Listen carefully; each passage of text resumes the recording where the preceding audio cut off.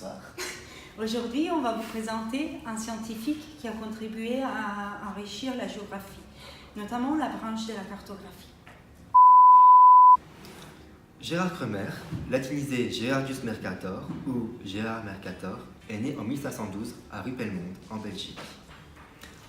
En 1530, il débute ses études à l'université de Louvain, en Belgique. 7 ans plus tard, il publie sa première œuvre, la carte de la Terre Sainte.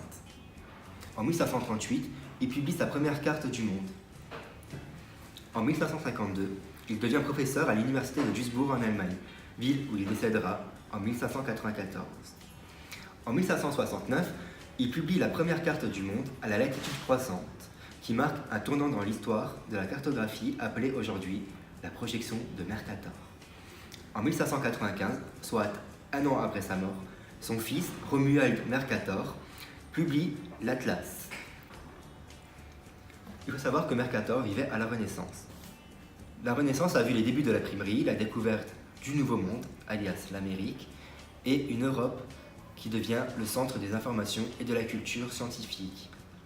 L'Europe devient le centre des informations et de diffusion des cartes géographiques.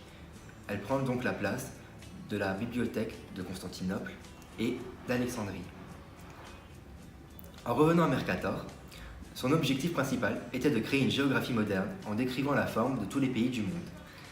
Grâce à ses découvertes scientifiques et mathématiques, Mercator a apporté à la cartographie la détermination du pôle nord magnétique, la représentation des routes maritimes à cap constant que l'on appelle la loxodromie et un moyen d'orientation fiable pour la navigation.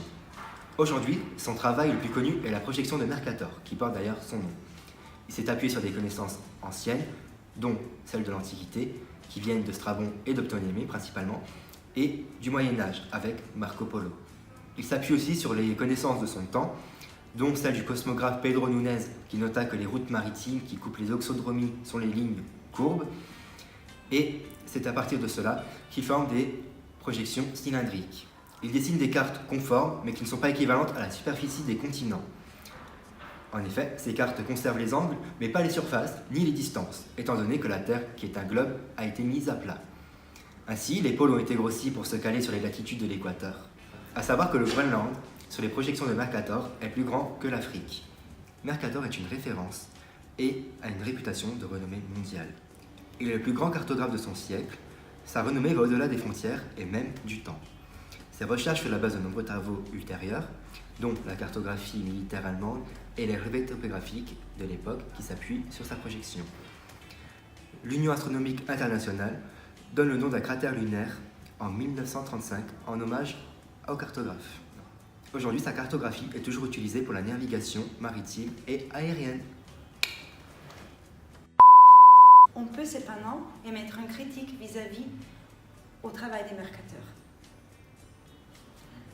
Malgré sa renommée, il existe une ambiguïté sur le caractère politique de sa projection.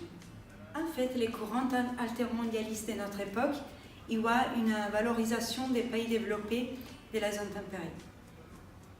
Se pose alors la question de l'engagement politique des Mercators au travers de ses travaux.